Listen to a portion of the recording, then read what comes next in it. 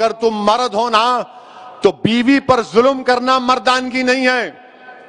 کتنے عورتوں کو تم مارو گے؟ کیسے تم مرد ہو جو بچیوں کو مار رہے ہو، ان کی جانیں لے رہے ہو؟ کیا تم میں انسانیت مر چکی ہے؟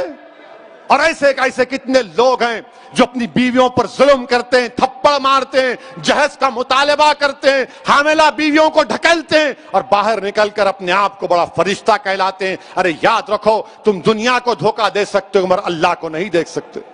ایک بات کا ذکر کرنا ضروری سمجھتا ہوں کہ احمد آباد میں جو مسلمان بچی کا دردناک دل سوز ویڈیو آیا ہے جس نے خودکشی کر لی، میں آپ تمام سے اپیل کر رہا ہوں، چاہے آپ کوئی بھی مذہب کے ہوں، یہ جہیز کی لعنت کو ختم کرو، جہیز کی لعنت کو ختم کرو۔ اگر تم مرد ہو نا تو بیوی پر ظلم کرنا مردانگی نہیں ہے، بیوی کو مارنا مردانگی نہیں ہے، بیوی سے پیسوں کا مطالبہ کرنا مردانگی نہیں ہے۔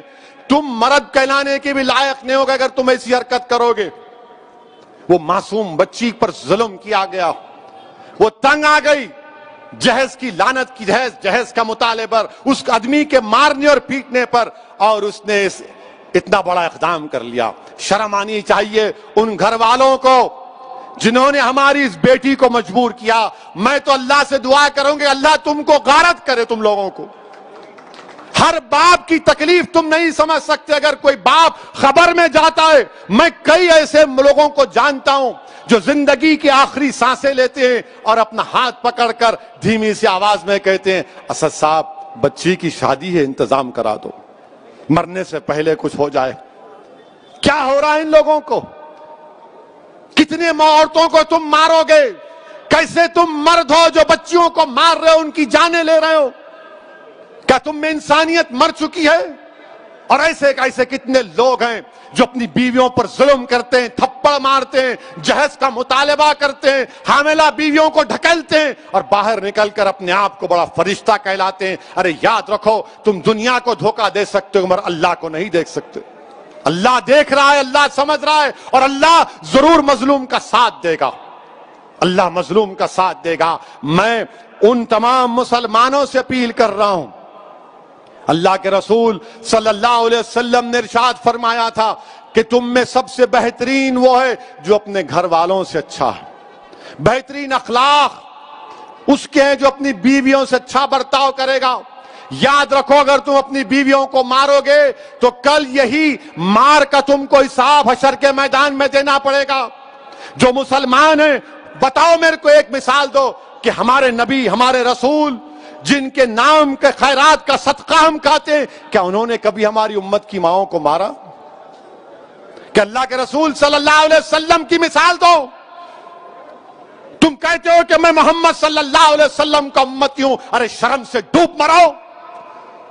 تم رسول اللہ کے امتی ہو اور اب بچی کو مارتے ہو، اس بچی سے جہیز کا مطالبہ کرتے ہو۔ ارے اسلام میں جہیز کا مطالبہ کرنا حرام ہے، حرام ہے، حرام ہے۔ تم سور کا گوشت بھی نہیں کھا رہے بلکہ تم حرام کام کر رہے ہو۔ ختم کرو یہ جہیز کو۔ کیا لے کے جاؤ گے خبر میں؟ حیدرآباد کی، دکن کی تاریخ بھری پڑی ہوئے محلات ہیں بادشاہوں کے، ان کے مقبرے پر آج پھول ڈالنے والا کوئی نہیں ہے۔ کیا لے کے جاؤ گے تم کسی بچی پر ظلم کر کے؟ کتنی دولت تم کو چاہیے؟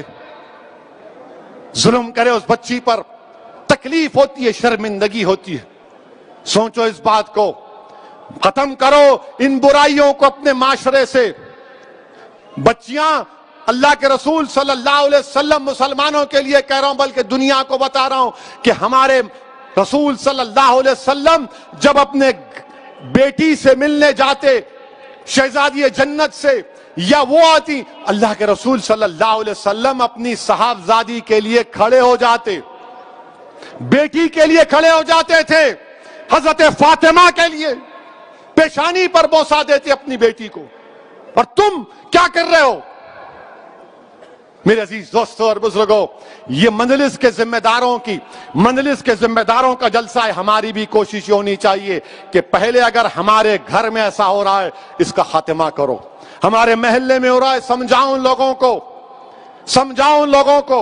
और मैं हमारी बेटियों से कहूंगा कि डरना नहीं तुम कभी, तुम हरगिज अपनी जान नहीं लेना, तुम कभी अपनी जान नहीं लेना, कभी नहीं लेना तुम अपनी जान, तुम जिंदा रहो, हम तुम्हारे साथ। तुम्हारी जान की कीमत है मेरी बेटियों। अगर तुम्हारा बाप तकलीफ में है तो हम भी तकलीफ में, मगर कभी अपनी जान मत लो। छोड़ो, लात मारो उस गधे को, उस जालिम को जो तुमको मारता है, तुमसे जहज का मुतालबा करता है। तुम्हारी जिंदगी बहुत बड़ी है, लात मारो उसको, कानून को इस्तेमाल करो, मत गुजारो ऐसे जालिमों के साथ जिंदगी। क्या फायदा उस बाप पर क्या बीत रही होगी जो वीडियो देखा होगा अपनी बच्ची की मौत का, जिंदा रहते हुए मर गया होगा अगर जिंदा है तो। मेरे अजीज दोस्तों और बुजुर्गों, इस बुराई का खात्मा हमको करना है, औरतों का साथ देना है, औरतों को हकीर मत समझो, औरतों का साथ दो, औरतों का साथ दो। इनको हमको माशरे में आगे बढ़ाना है। यकीनन जो हिजाब पहनते हैं कोई रोकता नहीं है, बुर्का हिजाब उनकी तरक्की की नहीं रोक सकता। कल नासिक से एक बच्ची मेरे को फोन की और बोली असउद्दीन ओवैसी तुम्हारा बहुत बड़ा नाम सुनी, जरा गर्म लहजे में बात कर रही थी। मैं समझा कुछ है अब। मैं अम्मा रिकॉर्ड तो नहीं कर रहे तो बोले नहीं बात करना है। मैं बोलो। बोले मेरे को हैदराबाद के एरोनॉटिकल यहाँ स्कूल है, उसमें मेरे को पायलट की ट्रेनिंग हासिल करना है। मैं उसके इम्तिहानात पास कर ली, मेरी फीस 20 लाख है, आप क्या मदद कर सकते? मैं बोला अम्मा रिकॉर्ड तो नहीं कर रहे। बोले बार बार क्यों पूछ रहे आप? बोला नहीं फिर चला देते। बोला इंशाअल्लाह ताला मैं मालूम करूंगा। बच्ची क्या बोली? मैं मुसलमान बच्चियों के लिए रोल मॉडल बनना चाहती हूँ, ओवैसी साहब मैं पायलट बनना चाहती हूँ। और बने हैदराबाद में। हैदराबाद से भी हमारे एक उर्दू अखबार के सियासत के जिम्मेदारों ने एक बच्ची को ट्रेनिंग दिलाई थी, वो पायलट बनी। बोली मेरे को पायलट बनना है असउद्दीन ओवैसी साहब, मैं रोल मॉडल बनना चाह रही हूँ। मैं सलाम करता हूँ इन बच्चों के स्पिरिट को। अगर आपको अल्लाह ने बेटी दी तो बेटे से ज्यादा उसको काबिल बनाओ, बेटे से ज्यादा उसको इल्म दिलाओ। और याद रखो मैं भी साहिब औलाद हूं, मगर जितनी मोहब्बत मैं अपनी बेटियों में देखता हूं, अल्लाह का बहुत बड़ा करम है, अल्लाह का बहुत बड़ा करम है मुझ पर। मेरे अजीज दोस्तों और बुजुर्गों, ये बात कहना जरूरी समझता था, इसीलिए आपके सामने रख रहा हूं।